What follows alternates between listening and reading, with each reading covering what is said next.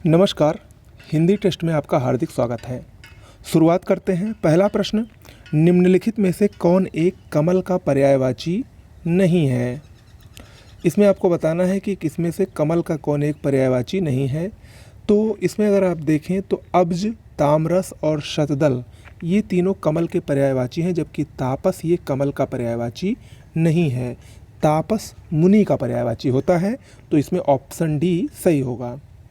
अगला प्रश्न है, निम्नलिखित पर्यायवाची विकल्पों में कौन सा एक शुद्ध है? आपको बताना है। ये जो ऊपर के तीनों दिए गए हैं, तीनों एक ही के पर्यायवाची हैं और आपको बताना है कि इसमें से कौन सा सही है। इसमें से अगर आप देखें तो ऑप्शन डी सही होगा, क्योंकि यहाँ पर तीनों ही जो विकल्प हैं ऊपर के वो सभी सही हैं। अनूढ़ा, बाला और कुमारिका ये कन्या के पर्यायवाची हैं। मृगमत, मदलता और मृगनाभ ये कस्तूरी के पर्यायवाची हैं। कांतार, अटवी और कानन ये जंगल के पर्यायवाची हैं। ओके, तो इसमें सभी सही होगा। अगला प्रश्न है, निम्नलिखित में से कौन सा एक स्वर्ग का पर्यायवाची है? स्वर्ग का पर्यायवाची इसमें से दौ है। ऑप्शन ए इसमें सही होगा, दौ। दौ, बैकुंठ, परलोक, सुरपुर ये सब स्वर्ग के पर्यायवाची होते हैं। और इसमें जो बाकी है पावस, यामिनी और मरीचि, इसमें पावस वर्षा का पर्यायवाची, यामिनी रात का और मरीचि किरण का पर्यायवाची है। ओके। अगला प्रश्न है, खद्योत शब्द किसका पर्यायवाची है? खद्योत ये जुगनू का पर्यायवाची होता है। ऑप्शन ए इसमें सही है। अगला प्रश्न है, निम्न युग्मों में से कौन सा युग्म सही सुमेलित नहीं है? आपको बताना है। एक तरफ शब्दों के नाम दिए गए हैं और दूसरी तरफ पर्यायवाची के नाम दिए गए हैं। तो यहाँ पर ऑप्शन बी ये सही सुमेलित नहीं है, क्योंकि पतंग जो है ये पक्षी का पर्यायवाची होता है, ना कि तोता का। ओके, तो ऑप्शन बी यहाँ पर सही सुमेलित नहीं है। अगला प्रश्न है, निम्नलिखित में से कौन सा एक तोता का पर्यायवाची नहीं है? तो इसमें अगर आप देखें तो ऑप्शन डी झष, झष ये मछली का पर्यायवाची होता है। और शेष जो तीनों रक्ततुंड, दाड़िम प्रिय और शुक ये तोते के पर्यायवाची होते हैं। ओके। अगला प्रश्न है, पर्यायवाची की दृष्टि से इसमें से एक वर्ग कौन सा शुद्ध है? आपको बताना है। इसमें अगर आप देखें तो इसमें ऑप्शन ए सही होगा। तुरंग, घोटक, रविश्रुत ये तीनों घोड़े के पर्यायवाची हैं। शेष इसमें तीनों सही सुमेलित नहीं हैं। अगला प्रश्न है, निम्नलिखित पर्यायवाची युग्मों में कौन सा एक सही सुमेलित नहीं है? तो इसमें से अगर आप देखें तो इसमें ऑप्शन सी ये सही सुमेलित नहीं है, क्योंकि नाव का पर्यायवाची तरड़ी होता है, ना कि तरुड़ी। इसमें जो तरुड़ी लिखा है ये युवती का पर्यायवाची होता है, ना कि नाव का। ओके, से सभी सही सुमेलित हैं। अगला प्रश्न है, शारंग शब्द किस एक का पर्यायवाची नहीं है? देखिए, शारंग के बहुत सारे पर्यायवाची होते हैं। जैसे सारंग मतलब होता है आपका चंद्रमा, आपका मोर, हिरन, भौरा, सांप, बादल, कमल, हंस, घोड़ा, तालाब ये सभी सारंग के पर्यायवाची होते हैं। सिर्फ शेर जो है ये सारंग का पर्यायवाची नहीं होता है। ओके, तो ऑप्शन डी इसमें सही है। अगला है त्रियामा, ये किसका पर्यायवाची होता है? त्रियामा रात का पर्यायवाची होता है। ऑप्शन ए इसमें सही होगा। ओके, आगे बढ़ते हैं। आपको बताना है 11वां प्रश्न, निम्नलिखित में से एक की वर्तनी अशुद्ध है। इसमें आपको बताना है कौन सा अशुद्ध लिखा गया है। तो इसको अगर आप देखें तो ऑप्शन बी स्वालंबन ये अशुद्ध लिखा है। इसका शुद्ध होता है स्वावलंबन। क्या होता है? स्वावलंबन। ओके, और सभी जो हैं वो शुद्ध लिखे गए हैं। 12वां प्रश्न देखिए, निम्नलिखित में से कौन अशुद्ध वर्तनी वाला शब्द है? इसमें से अगर आप देखें तो योगीवर ये अशुद्ध लिखा है, क्योंकि इसका शुद्ध होता है योगीवर। ये होता है योगीवर, ना कि योगीवर। ओके। 13वां प्रश्न देखिए, निम्नलिखित में से एक शुद्ध वाक्य कौन सा है?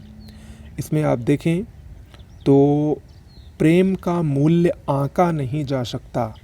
ऑप्शन डी ये शुद्ध है, शेष सभी यहाँ पर अशुद्ध हैं। ऑप्शन ए को देखिए, अगर इसको शुद्ध रूप में लिखा जाएगा तो ये होगा ब्रिटिश साम्राज्य समाप्त हो गया, ना कि साम्राज्य। यहाँ पर ये साम्राज्य गलत लिखा है। बी वाला होगा, इस वर्ग में सबसे अच्छा लड़का कौन है, ना कि अधिक। ओके, उस पर भारी संकट आ पड़ा, ना कि आन पड़ा। ओके, ठीक है। चलिए अगला प्रश्न है, वर्तनी की दृष्टि से इसमें से शुद्ध शब्द कौन सा है? इसमें से अगर आप देखेंगे तो ऑप्शन ए हितेक्षु, ये वर्तनी की दृष्टि से सबसे शुद्ध लिखा गया है, शेष सभी यहाँ पर अशुद्ध है। सन्मुख नहीं सम्मुख होता है, सम्मुख शुद्ध होता है। शिरो पीड़ा नहीं शिरः पीड़ा होता है, क्या होता है, शिरः पीड़ा होता है। और ब्रिज भाषा नहीं ब्रज भाषा शुद्ध होता है ब्रज भाषा। ओके, तो ये सब शुद्ध है।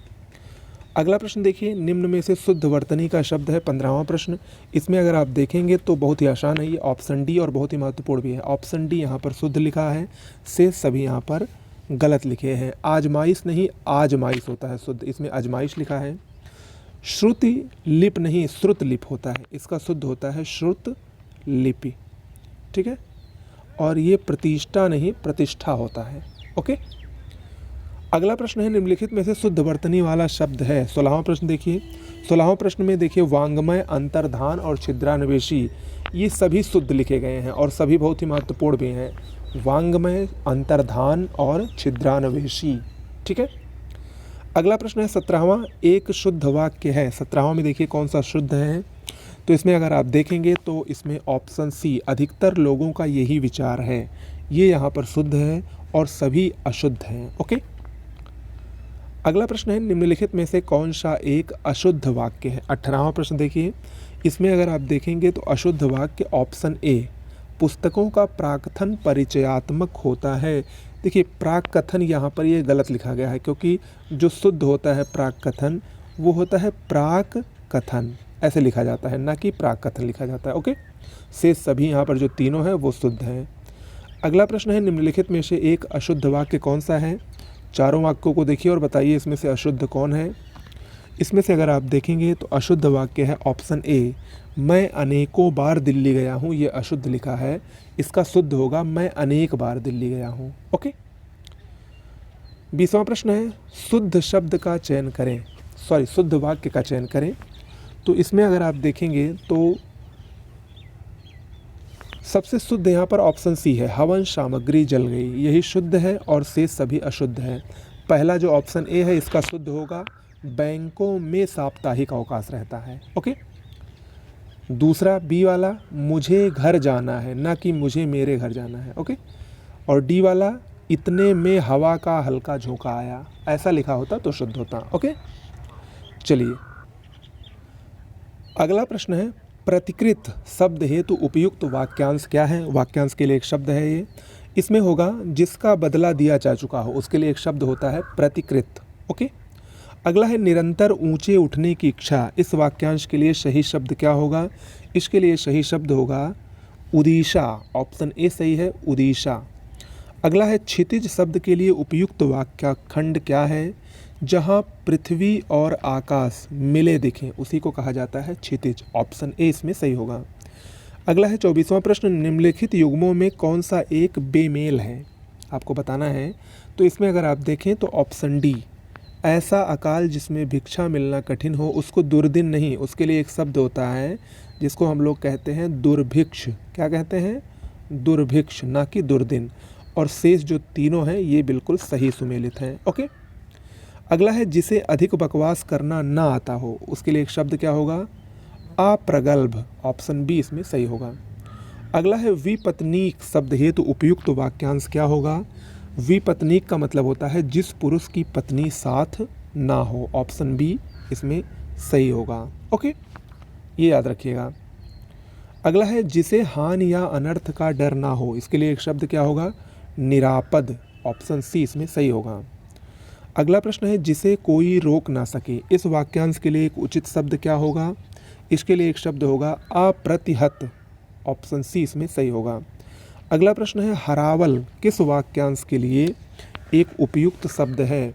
हरावल माने सेना का वह भाग जो सबसे आगे रहता है, उसी को हरावल कहा जाता है, ऑप्शन ए इसमें सही होगा। अगला है निम्नलिखित युग्मों में से कौन सा एक बेमेल है, आपको बताना है। जिसे वेतन ना मिलता हो, अवैतनिक बिल्कुल सही है। बाएं हाथ से काम करने वाला सब्यसाची, ये भी सही है। जो अवैध संतान हो, जारज, ये भी सही है।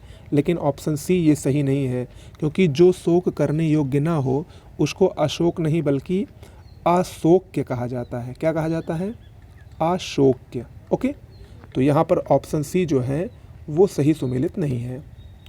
31वां प्रश्न देखिए, निम्नलिखित युग्मों में कौन सही सुमेलित नहीं है। एक तरफ शब्द, दूसरी तरफ विलोम दिए गए हैं।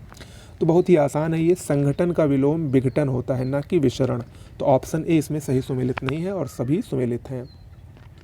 स्पर्धा का सहयोग होता है, शालीन का धृष्ट और नख का शिख होता है। अगला प्रश्न है, अर्जित का विलोम क्या होता है। अर्जित का विलोम अनर्जित होता है। ऑप्शन बी यहाँ पर सही होगा। आविर्भाव का विलोम क्या होता है। देखिए, आविर्भाव का विलोम तिरोभाव भी होता है, आप लोगों ने तिरोभाव पढ़ा है, और अवसान भी होता है, दोनों होता है। तो यानी ऑप्शन सी यहाँ पर सही होगा, ए और बी दोनों। अगला है, निम्नलिखित विलोम युग्मों में से कौन सा एक बेमेल है, यानी जिसका सुमेल नहीं है। आपको बताना है। इसमें से अगर आप देखें तो ऑप्शन बी यहाँ पर बेमेल है। ठीक है, गौड़ का जो विलोम होगा, यहाँ पर ऑप्शन ए जो है ये सही सुमेलित नहीं है, क्योंकि गौड़ का विलोम लघु नहीं बल्कि मुख्य होता है। ठीक है, बाकी यहाँ पर सही सुमेलित हैं। अगला प्रश्न है, विनत का विलोम क्या होगा। विनत का उद्धत होता है। ऑप्शन डी यहाँ पर सही होगा। अगला प्रश्न है, निम्नलिखित विलोम युग्मों में से कौन सा एक त्रुटिपूर्ण है। आपको बताना है। ऑप्शन ए यहाँ पर त्रुटिपूर्ण है। अनुराग का विलोम द्वेष नहीं बल्कि विराग होता है। अनुराग का विलोम विराग होता है। से सभी सही है। 37वां प्रश्न देखिए, निम्नलिखित में से कौन एक कंजूस का विलोम नहीं है। कंजूस, देखिए, शाह खर्च, मुक्त हस्त और उदार, ये तीनों ही कंजूस के विलोम हैं। जबकि जो कृपण है वो कंजूस का विलोम नहीं बल्कि समानार्थी शब्द होता है। ठीक है, कृपण का विलोम दाता होता है। तो ऑप्शन डी इसमें सही होगा। अगला है, निस्तब्ध शब्द का सही विलोम क्या होगा। निस्तब्ध का सही विलोम झंकृत होता है। ऑप्शन ए इसमें सही होगा। अगला प्रश्न है, उज्ज्वल का विलोम क्या होता है। उज्ज्वल का सही विलोम धूमिल होता है। ऑप्शन बी इसमें सही होगा। क्षुद्र का सही विलोम शब्द क्या होता है। क्षुद्र का सही विलोम विराट, विशाल और महान, ये तीनों होता है, यानी ऑप्शन डी यहाँ पर सही होगा, उपरोक्त सभी। अगला प्रश्न है, निम्नलिखित में से कौन सा एक तत्सम शब्द है। अब तत्सम तद्भव पर आइए। तो यहाँ पर देखेंगे तो तत्सम शब्द यहाँ पर ऑप्शन सी है, कथानिका। कथानिका ये कहानी का तत्सम होता है। ठीक है, और सभी यहाँ पर तद्भव हैं। कल का तत्सम कल्य होता है, खेती का क्षेत्रित और गुफा का गुहा होता है। 42वां प्रश्न है, निम्नलिखित में से जामाता किसका तत्सम शब्द होता है। जामाता ये दामाद का तत्सम होता है। ऑप्शन ए इसमें सही होगा। अगला प्रश्न है, नीचे दिए गए तत्सम तद्भव शब्द युग्म में से कौन सही है।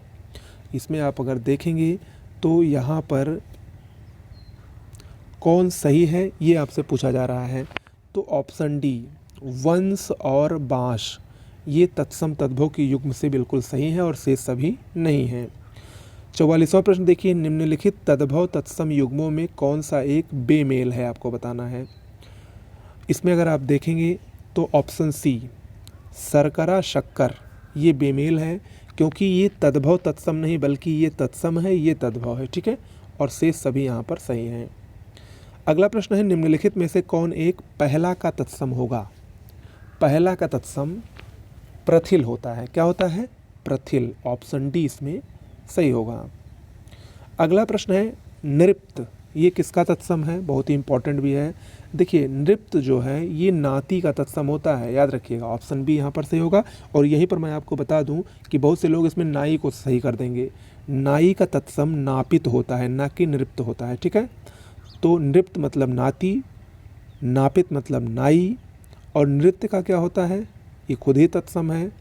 नींद का निद्रा होता है।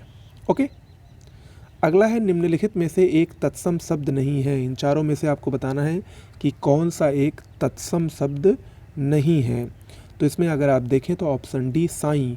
साईं एक तद्भव शब्द है, इसका तत्सम स्वामी होता है। ठीक है, और शेष तीनों ये जो है वो तत्सम है।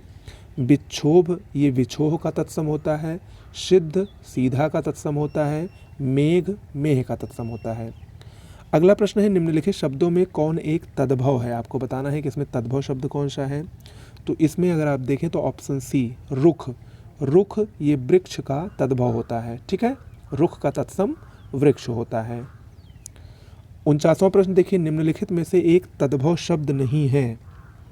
इसमें अगर आप देखें तो लटन, लटन तत्सम शब्द है, इसका तद्भव होता है लटकना। ठीक है, शेष सभी क्या हैं, वो तद्भव हैं।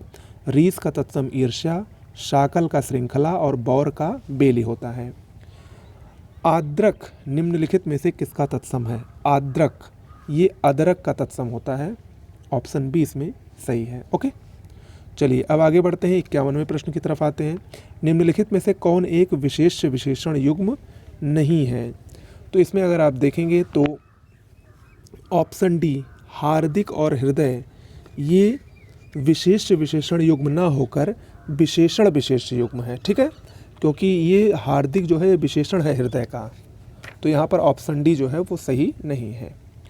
अगला है निम्नलिखित में से कौन सा एक विशेषण शब्द है? देखिए और बताइए, बहुत ही आसान है। इसमें आग्नेय ये अग्नि का विशेषण होता है। ऑप्शन ए इसमें सही है। ओज ओज का विशेषण ओजस्वी होता है। जुदाई का विशेषण जुदा होता है और संश्लेष का संश्लिष्ट होता है। अगला प्रश्न है निम्नलिखित वाक्यों में किस एक में प्राविशेषण का प्रयोग किया है? जो विशेषण की भी विशेषता बतलाता है उसको प्राविशेषण कहते हैं। तो इसमें अगर आप देखें तो कमला अति सुंदर लड़की है, इसमें जो अति शब्द लगा है ये प्राविशेषण है। ओके, अगला प्रश्न है निम्नलिखित विशेष विशेषण युग्मों में कौन सा एक बेमेल है? देखिए और बताइए। देखिए, झंकार का झंकृत बिल्कुल सही है, बिलगाव का बिलग, रुद्र का रौद्र, लेकिन ऑप्शन डी यहाँ पर बेमेल है। मुख का जो विशेषण होता है वो मौखिक होता है, ना कि माथुर। ओके, 55वां प्रश्न देखिए, आपको बताना है कि इन चारों में से कौन सा एक विशेषण है। इसमें दानव शब्द विशेषण है। दानव का विशेष्य दनु होता है। ठीक है, शेष सभी यहाँ पर विशेष्य हैं। अधिक्रमण का विशेषण अधिक्रांत, कर्म का कर्मठ और ऋषि का आर्तव मोस्ट इंपॉर्टेंट है। ऋषि का विशेषण क्या होता है? आर्तव होता है। ओके, अगला है पाव भर, शेर भर और मन भर। ये किस प्रकार के विशेषण हैं? पाव भर, शेर भर, मन भर ये परिमाणवाची विशेषण होते हैं। परिमाण मतलब मात्रा। ओके, अगला प्रश्न है उस पागल आदमी को इतने पैसे किसने दिए? इस वाक्य में गुणवाचक विशेषण कौन सा शब्द है? पागल, पागल उसका गुण बता रहा है। ऑप्शन बी इसमें सही होगा। अगला है गर्म पानी गर्मी पैदा करता है। इस वाक्य में कौन सा विशेष्य पद है? देखिए, गर्म पानी गर्मी पैदा करता है, इसमें पानी शब्द जो है वो विशेष्य है। ऑप्शन बी इसमें सही होगा। अगला है ध्रुव के समान के लिए एक सही विशेषण क्या होगा? ध्रुव के समान के लिए सही विशेषण होगा अटल। कहते नहीं लोग ध्रुव के समान अटल, तो ऑप्शन सी यहाँ पर सही होगा।